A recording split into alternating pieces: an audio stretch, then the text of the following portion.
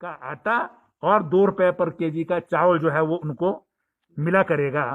तो ये दोनों तरफ जो है निचले को ऊपर बढ़ा दिया है और इनकम टैक्स की सब्सिडी जो है वो कम की है, कंप्लीट खत्म नहीं की है, कम की है। 30 रुपए की अभी सब्सिडी मिलती है, उसमें 10 रुपए कमी की है। वो इसी प्रकार से जो है वो चीनी में जो अभी तक 12 रुपए सब्सिडी थी वो 6 रुपए सब्सिडी रहेगी, 6 खत्म कर दी है। तेल में भी 10 रुपए की थी, 5 रुपए रहेगी। इसकी कई बार आवश्यकता भी नहीं पड़ती है, रेट जो है कंपेरेटिव बेसिस पर जो है वो सारे हिंदुस्तान से जो है वो लिए जाते हैं। तो लेकिन जो एक्सचेकर है उसमें जो है ये कोविड के कारण जो है वो इसमें 1 साल के लिए ये जो है वो कम किया गया है। तो हमारे मंत्रिमंडल ने जो है वो अटल आदर्श विद्यालय जो माननीय मुख्यमंत्री जी ने अनाउंस कर रखे हैं हर कंस्टिट्यूंसी में बनेगा, उसकी गाइडलाइंस में जो है वो परिवर्तन किया है। पहले तय किया था कि जहां नवोदय विद्यालय या सेंट्रल स्कूल होगा वहां नहीं बनाए जाएंगे, लेकिन अब ये शर्त हटा दी गई है।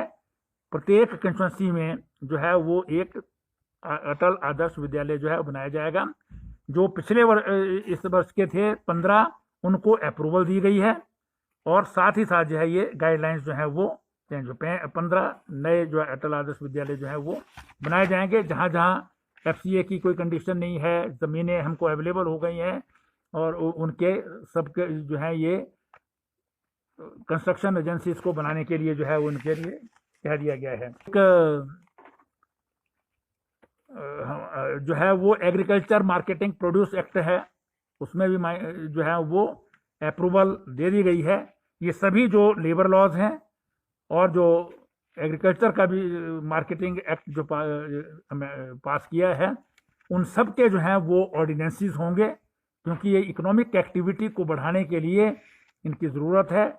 उस मार्केटिंग एक्ट में भी बहुत सारे प्रोविजंस सेंट्रल गवर्नमेंट के जो है सुझावों पर जो है वो दिए गए हैं, जिससे हम सारे प्रदेश में जो है वो मार्केट एनहांस कर सकते हैं। एग्रीकल्चर और हॉर्टिकल्चर प्रोड्यूस को बेचने में उसमें जो है वो लाभ मिलेगा। उनकी जो स्थिति है अभी की, उसके बारे में भी चर्चा की। माननीय मुख्यमंत्री जी ने प्रधानमंत्री जी के साथ जो वीडियो कॉन्फ्रेंसिंग के द्वारा चर्चा हुई है, उसके बारे में उन्होंने बताया। इसी में एक और विशेष जो है वो आइटम जो थी वो शिमला में इंडस हॉस्पिटल एक प्राइवेट हॉस्पिटल है, जिसे पिछली सरकार के समय जो है वो ट्रॉमा वार्ड जो है बनाना चाहते थे, लेकिन वो उनकी जो है बातचीत खत्म हो गई थी। उसके लिए माननीय मुख्यमंत्री जी ने भी बात की है। आज कैबिनेट ने भी इस पर जो डिसाइड किया और 3 मेंबर की committee ACS health Shri R D Dhiman ji की अध्यक्षता में बनाई है, जिसमें फाइनेंस सेक्रेटरी और रेवेन्यू सेक्रेटरी उसके मेंबर होंगे। ये इंडस हॉस्पिटल के जो मालिक हैं उनसे बातचीत करेंगे और कल्पना ये है कि अगर हमको जो है वो रीजनेबल रेट्स पर ये मिल जाती है या किसी और जो है पीपी मोड पर या दूसरे मोड पर मिलती है, तो कोविड का डेडिकेटेड हॉस्पिटल और अन्य एपिडेमिक्स के लिए भी जो है वो इसका जो है वो प्रयोग किया जा सकता है। तो इस पर भी जो है वो आज मंत्रिमंडल ने ये निर्णय लिया है। उनको जो है वो बेनिफिट होगा, वो एनकरेज होंगे, एम्प्लॉयमेंट अपॉर्चुनिटीज जो हैं वो वर्कर्स की इससे बढ़ेंगी। ये अमेंडमेंट जो है वो मंजूर की गई है और इसके मुताबिक जो है वो अभी तक जो मजदूर है वो केवल 75 आवर्स के लिए ही ओवर टाइम कर सकता है। अब अमेंडमेंट जो की है उसमें 115 आवर्स तक जो है वो ओवर टाइम कर सकेगा, लेकिन उसकी जो सैलरी है, जो वेजेस हैं उसके, वो दुगने देने पड़ेंगे। ये अमेंडमेंट जो है की है। अभी तक जो है वो 75 दिन से ज़्यादा वेजेस वो कर ही नहीं सकता था, चाहे करना भी चाहता। इसके साथ साथ जो है वो एक इंडस्ट्रियल डिस्प्यूट एक्ट इसमें भी जो है वो सेक्शन 22, सेक्शन 25 में जो है वो और विभिन्न जो सब धाराएं हैं उसमें संशोधन जो है वो अप्रूव किए गए हैं, जिससे जो है वो इंडस्ट्रियल इन्वेस्टमेंट है, प्रोडक्शन है और एम्प्लॉयमेंट अपॉर्चुनिटीज हैं वो बढ़ेंगी और प्रदेश में बिजनेस इंडस्ट्रियल एक्टिविटी करने का जो है वो माहौल जो है वो ज़्यादा बढ़ेगा, जिसे हम ईज ऑफ डूइंग बिजनेस कहते हैं। कम्युनिटी हेल्थ सेंटर थीरा डिस्ट्रिक्ट मंडी में जो है वो 50 बेडेड जो है वो सिविल हॉस्पिटल में इसको अपग्रेड किया है। जो अभी तक कम्युनिटी हेल्थ सेंटर थीरा है उसे 50 बेडेड सिविल हॉस्पिटल बनाया गया। और इसी प्रकार से एक प्राइमरी हेल्थ सेंटर जो है वो भिखड़ी है कुल्लू जिला में, उसे को जो है मंजूरी दी गई है। फिर एक जो है वो सिरमौर जिला में मैसर्स एल्को स्पिरिट्स प्राइवेट लिमिटेड है, इनको जो है वो काम करने के लिए प्रोजेक्ट जो है पूरा करने के लिए एक्सटेंशन दी गई है। फिर एक कैबिनेट ने जो डिसीजन किया है, प्रदेश सरकार अभी तक जो है वो फूड में जो है वो सब्सिडी देती है। बहुत बड़ा सेक्शन जो है वो हिमाचल प्रदेश में सब्सिडी लेता है। इसमें मंत्रिमंडल ने तय किया है कि जो इनकम टैक्स पेज हैं उनको जो है वो सब्सिडी 1 साल के लिए बंद कर दी जाएगी।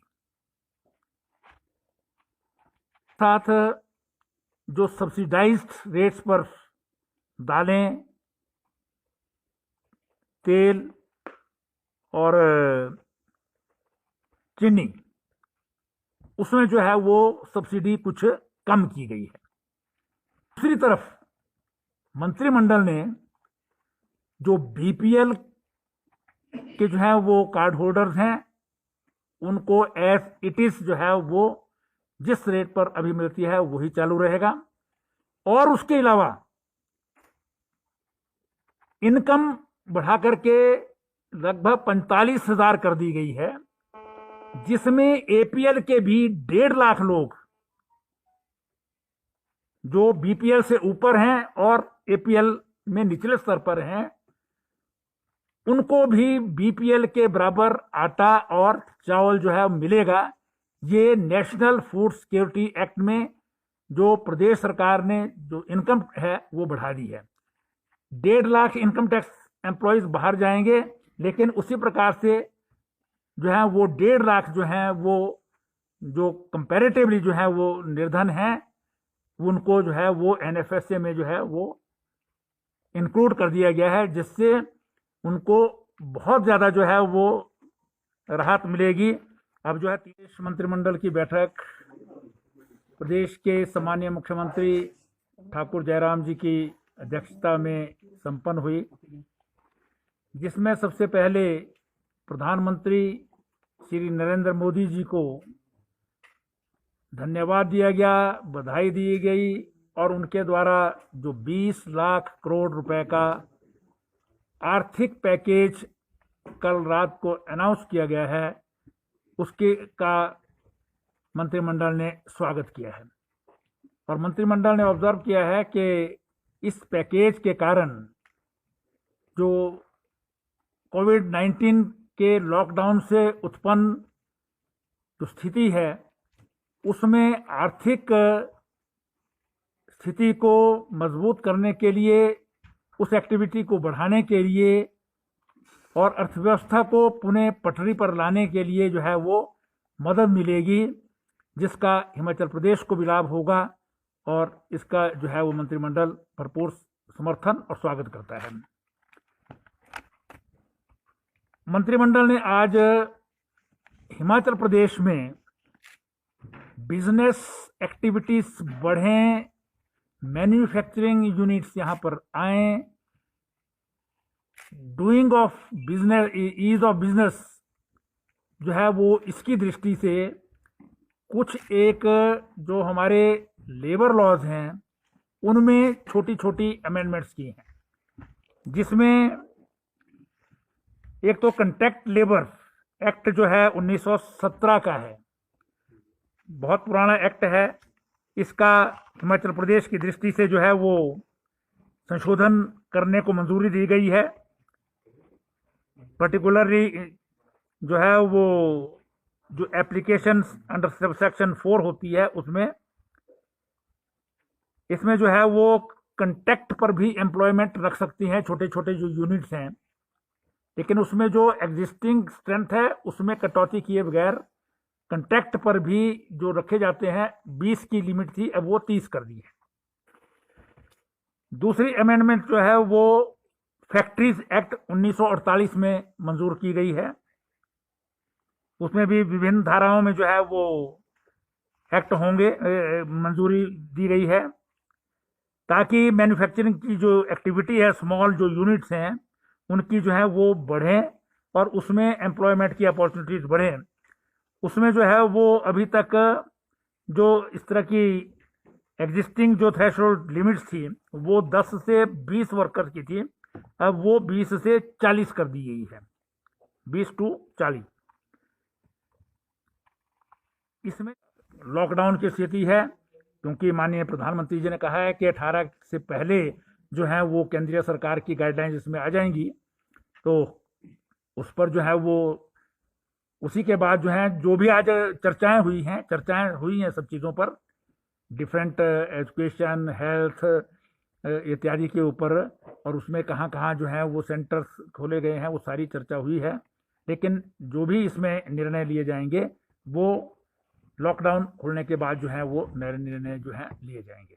ट्रांसपोर्ट पर भी सर उसके के बाद मतलब अभी तो लॉकडाउन 3 में नहीं, ये लॉकडाउन 4 अगर अनाउंस होता है उसमें जो रिलैक्सेशन होंगी उसमें है। जैसे चर्चा है कि हम अभी इंट्रा डिस्ट्रिक्ट जो है वो अलाउ किया है, इंटर डिस्ट्रिक्ट भी जो है वो हम अलाउ कर सकते हैं, और पब्लिक ट्रांसपोर्ट को भी इंट्रा डिस्ट्रिक्ट जो है वो अलाउ किया जा सकता है 50% कैपेसिटी पर, जिसमें आधी प्राइवेट हों आधी सरकारी हों। लेकिन अब ये कंप्लीट जो है वो फाइनल जो है वो सरकारी लेवल पर जो है ऑफिसर लेवल पर माननीय मुख्यमंत्री जी के स्तर पर कब से ये होना है वो उसमें जो है तय किया जाएगा। पेट्रोल और डीजल पर जो है पहले लगा चुके हैं, दोनों पर 1-1 रुपया जो है वो पहले लग चुका है।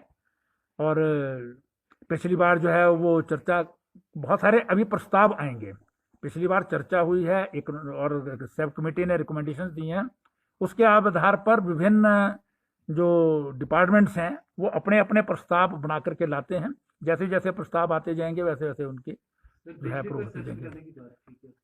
प्रस्ताव नहीं आया, इस बार की कैबिनेट में नहीं था, इस बार की कैबिनेट में जो था वो बता दिया, उस पर भी चर्चा हुई है, लेकिन वो सब जो है उसका फाइनल जो है वो लॉकडाउन 3 के खत्म होने के बाद ही होगा। टैक्स पे ज्यादा है, लेकिन एपीएल के जो निचला तबका है जो 1.5 लाख लोग हैं उनको जो है वो फायदा है। इससे टोटल जो है वो 71 करोड़ रुपए बचेगा। इंडस्ट्री के तो 3 होंगे क्योंकि 3 एक्ट हैं ये अलग अलग, इसमें इंडस्ट्रियल डिस्प्यूट एक्ट है, एक फैक्ट्रीज एक्ट है और एक कंट्रैक्ट लेबर एक्ट है। इन तीनों के अलग अलग ऑर्डिनेंसेस जो हैं वो संशोधनों के होंगे।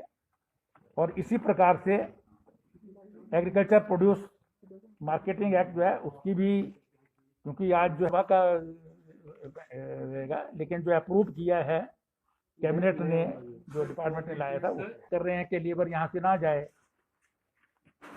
लेकिन की स्थिति में लेबर जो है वो अपने अपने प्रदेशों को जा रही है, तो इसलिए जो भी संभावना है जितना यहाँ पर रुका हुआ है लेबर उससे काम होगा।